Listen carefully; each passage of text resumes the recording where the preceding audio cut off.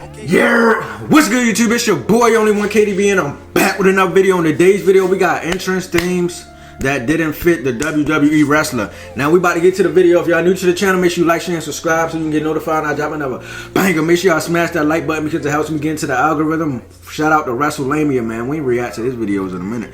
But we about to get to the video, man. Hope y'all boys enjoying y'all day and let's get it. No more talking. WWE wrestlers who had theme songs that didn't fit their character.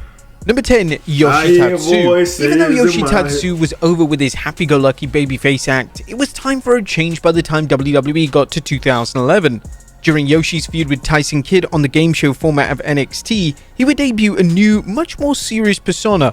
This persona would see him debut a new look and a new theme song. To match this new persona, it was vital that WWE worked to create a memorable theme, and it needed to perfectly capture what Tatsu's new persona was all about. Unfortunately, WWE completely butchered this.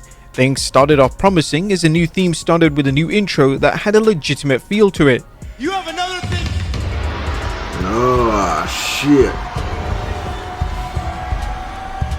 Then, for whatever reason, the new theme awkwardly cut to Tatsu's old theme that literally sounded like a dance track. I remember this theme. They should have kept it like the intro before. The new character was just dead on arrival. Number 9, Eric Young. Our fans were elated when Eric Young showed up in NXT. Young was one of the standout talents in TNA and over... That shit sounded like a Mario Kart song. Y'all heard that shit? New character was just dead on arrival. Number 9... Shit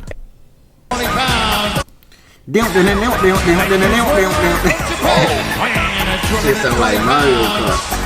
The new character was just dead on arrival. Number 9, Eric Young.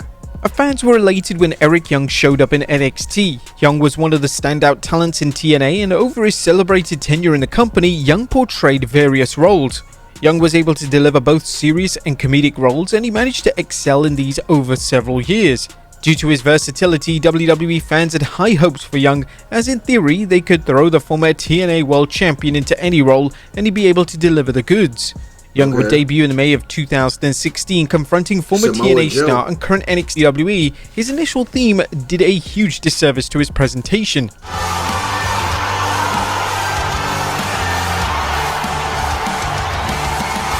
The theme song was the definition of generic, and it didn't exactly portray to the audience that Young was a main event star that they should actually care about. Thankfully, they would eventually alter the theme song for Young's full-time run in the company, and his second theme song was a considerable improvement.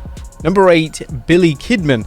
It's a common consensus that Billy Kidman had one of the most underrated themes in WWE. Kidman would debut his popular theme song at the 2002 Survivor Series, and it was instantly established as one of the most popular theme songs of the Ruthless Aggression era.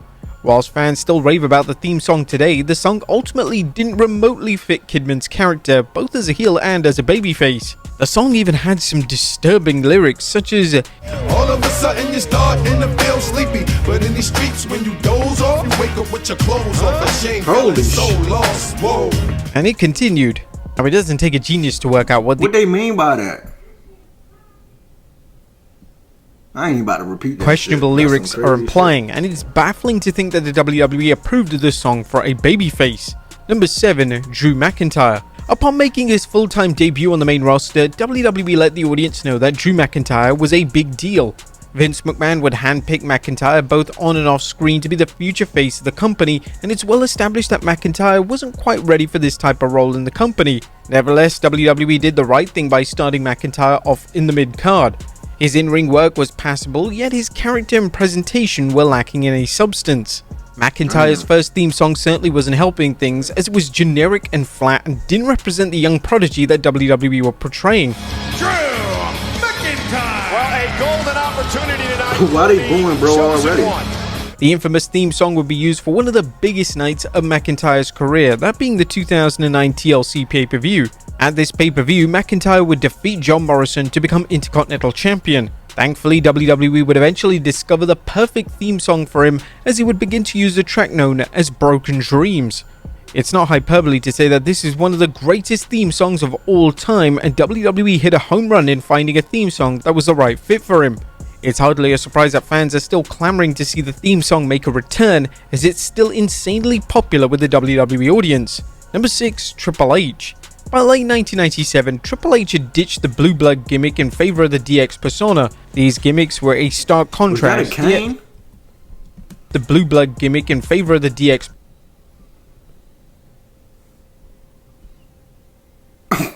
persona. These gimmicks were a stark contrast, yet even still, WWE was still having the game use its Hunter Hearst Helmsley theme, Ode to Joy. Triple H would come to the ring on the October 27th, 1997 edition of Raw to face Goldust, and Triple H was in full DX mode. The game would come to the ring with Shawn Michaels and Chyna, and it was almost as if WWE had accidentally played the wrong theme song, as it didn't remotely fit. The Generation X, and if anything, they're becoming more degenerate with every What kind of theme song is this? They quickly learned that this theme song wasn't going to work, so Triple H would eventually come out to the Eating bananas on live television is crazy. Well, back then it wasn't, you know what I'm saying, it wasn't a Gen Z era, so you ain't got to worry about peeling a banana off and stuff like that. You know how this generation get. popular DX theme, and the classical theme would be retired forever. Number 5, Evolution. Evolution are well known for being one of the most successful stables of all time, yet it took some time for WWE to perfect their presentation. When the group would begin to use a collective theme song in the summer of 2003, they didn't have the line in the sand out of the recording studio, so instead they used a track known as Evolve. Ric Flair.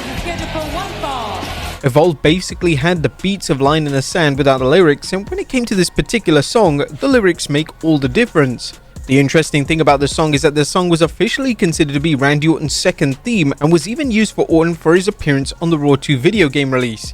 Thankfully, the Line in the Sand song would soon surface, and this was the ideal soundtrack to represent the definitive stable of the Ruthless Aggression era. Number 4, the B Team. The B Team are an often forgotten about tag team, and they're mostly known for their association with The Miz and for having an elite theme song. Their initial theme song was titled Battle Scars, and to say this song was outstanding is an understatement.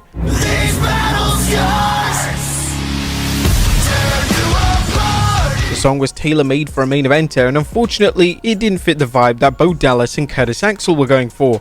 WWE decided to ditch their theme song insanely quick, and the duo had quickly given a new theme song that failed to stand out. In a disappointing move, WWE never decided to reuse the song. The song was perfection in terms of being ready-made for a huge name, yet WWE just retired the song completely. Now, why y'all changed the song, bro? That first song was good. These battle scars. I can see myself getting hype off of that. Like, why y'all change it up, man? The song is several years old, and it would be welcomed if they reintroduced the song for a wrestler, as it could seriously take the presentation of the right wrestler to the next level. Right. Number 3, Samoa Joe. The buzz surrounding Samoa Joe's WWE debut was insane, and when he eventually debuted in late 2015, all anyone could focus on was the horrendous theme song that they'd given him. The first few notes were great, and then the song went off into a crazy direction with bizarre music that didn't fit anyone on the roster, never mind someone with as much star power as Samoa Joe.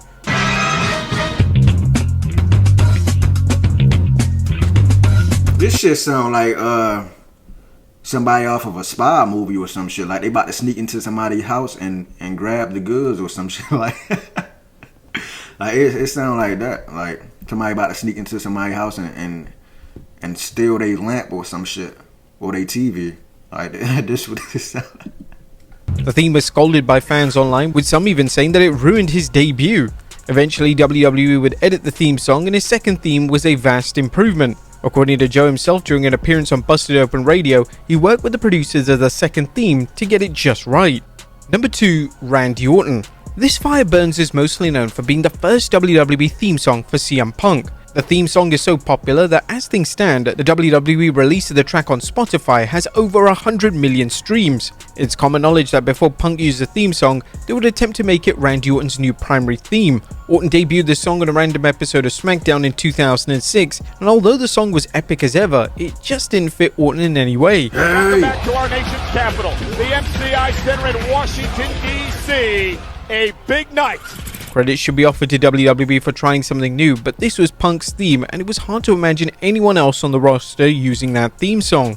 And number 1, Roman Reigns. When Roman Reigns returned to WWE as a heel in 2020, everything about his persona and presentation changed. Reigns was now a legitimate villain on the roster, and all the nonsensical, borderline childish aspect of his babyface act were dead and buried.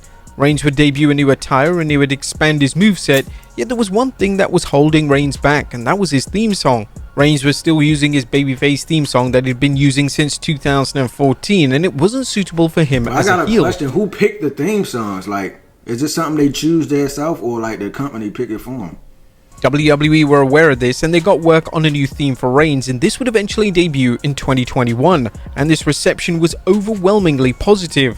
The song captured the essence of the head of the table persona, and it's widely regarded as the finest work of Def Rebel. But there you have it, folks. WWE wrestlers who had theme songs that didn't fit their character. I fuck with this video, man. Shout out to WrestleMania, man. Like I was saying about the entrance, like do the wrestler have any say so, or like the company just pick it by themselves?